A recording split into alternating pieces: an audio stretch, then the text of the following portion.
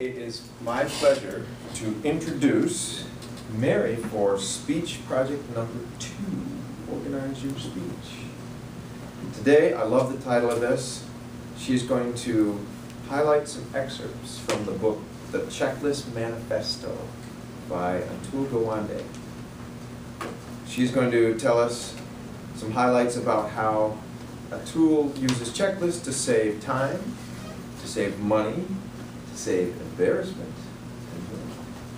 This is a 5 to 7 minute speech, and some of the things that she will be working on will be, does it have a clear opening, a body, a conclusion, and are the transitions easy and clear? And personal goals for this one that Mary has established for herself are to speak up and don't look at the ceiling like she did for speech number 1.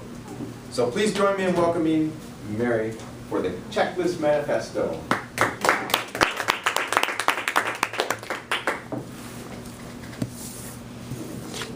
When I first received my Toastmasters book and started looking through the different speeches that were required, one of the things I did for the table of contents was establish some ideas of things that I could talk about. And checklist is the one that I wrote down for this speech, even though earlier I had some different ideas and things I could talk about. When it came down to the wire, the Checklist Manifesto is a book that I read a while ago that is by Atul Gawande, and he talks about how checklists can be used to dramatically reduce errors and increase discipline in your organization. He's a surgeon, and he wrote this to partially document how he used checklists in surgical and hospital environments to not only save time and money and embarrassment. Actually, that was more something that I was going to talk to you about for my own personal use of checklists.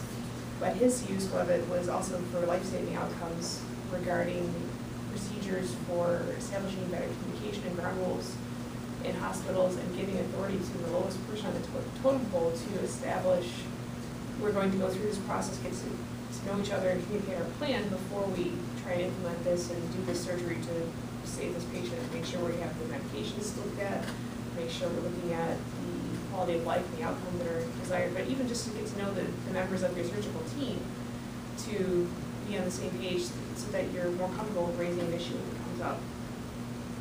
Some of the other ways that checklists are used in industry is something we're using here at Consumer Identity. One of the things that Bob is doing right now is the change management process. And there's a lot of checklists involved going through the different softwares to establish who's doing what, who needs to be involved, and making sure we're communicating with those people and checking off our boxes that they have been consulted with or don't believe they're going to be really impacted, so we don't have to spend much time making sure they're comfortable with the process.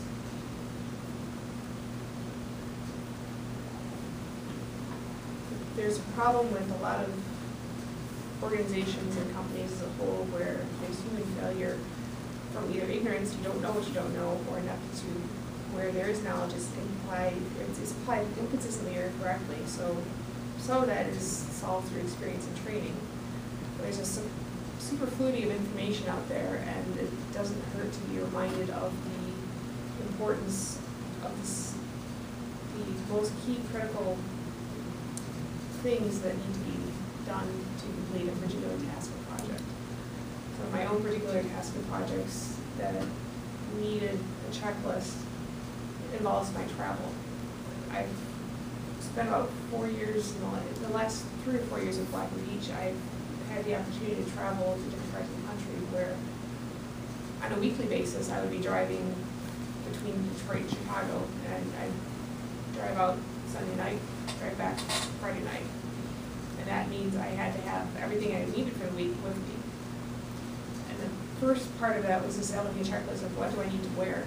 So you had to have wardrobe planning to make sure you had enough undergarments, pants, belts, shoes, shirts, earrings, whatever I need to do to match my outfit, and then other incidentals or travel things that need to be considered along the way. I have a backpack that has my laptop, that has stationery for correspondences, it has my planner, it has the cords and gadgets for my cell phone charging.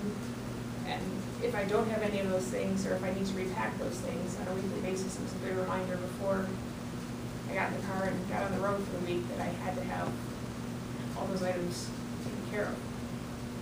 And a shorter work thing, since I've been commuting to Jackson, it's not quite the same because I can get to go home at the end of the day, but one of the things I do in the morning is work out. And if I don't have my workout clothes set up the night before and my work clothes set up the night before, if I go right from the gym to the office, I need to make sure I have everything for my work clothes. And it's not so bad if you forget your earrings, but if you get your dress shoes, I don't think you want to see my workout shoes that are lime green through the office that may not be part of our dress code. But going back to other uses of the checklist, a good checklist is efficient, it's to the point, can be used in the most difficult situations, but also for my simple travel situations, and it's practical. If you have an ineffective checklist, it's vague, it's imprecise, it's too long, it's hard to use. It's made by people, desk jockeys that are thinking about it globally, but they're not the ones actually using it with the functional knowledge of the field, and they try to spell out every single step, and so people start reading through this itemized list. It's too long, and people tune out, and it does not become an effective tool to get the project accomplished. So for me, some of it is a trial and error process. Once you establish a checklist, you may have to cut it down to the most simple and direct words. There's no standard instructions, but it's making sure that the critical work people do, it may not be simple, but you're capturing the most efficient things, whether it's washing your hands before you start surgery with someone, or it's making sure you introduce the team and have all the right pieces for your team, whether it's a timer, a Lumerian, an odd counter, or other parts of the team that may need to be incorporated for information examples. For example, you'll have to consider all the different departments and divisions within consumers that need to be impacted by whatever change we're implementing. There's a lot of changes in my project that's dealing with the use of changing how consumers is aware of what's going on in the system and controlling it on an individual region or location basis rather than statewide and turning up and turning down certain variables.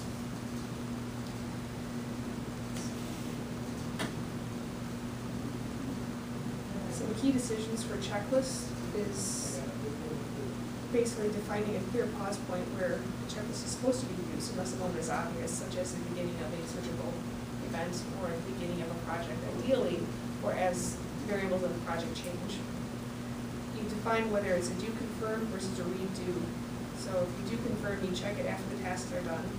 They may be done by different team members separately, or a redo is carrying out tasks that are checked off. It cannot be lengthy. Normally it's 5 to 9 items, depends on the context or situation.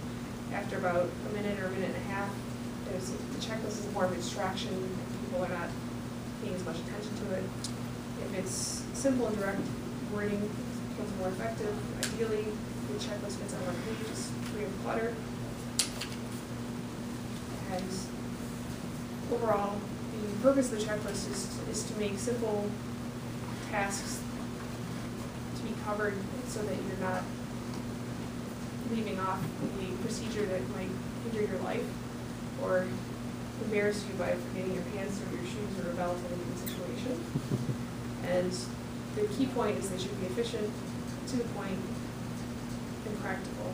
And they need to be reviewed. Just because they're established at one point in time doesn't mean they're set in stone forever.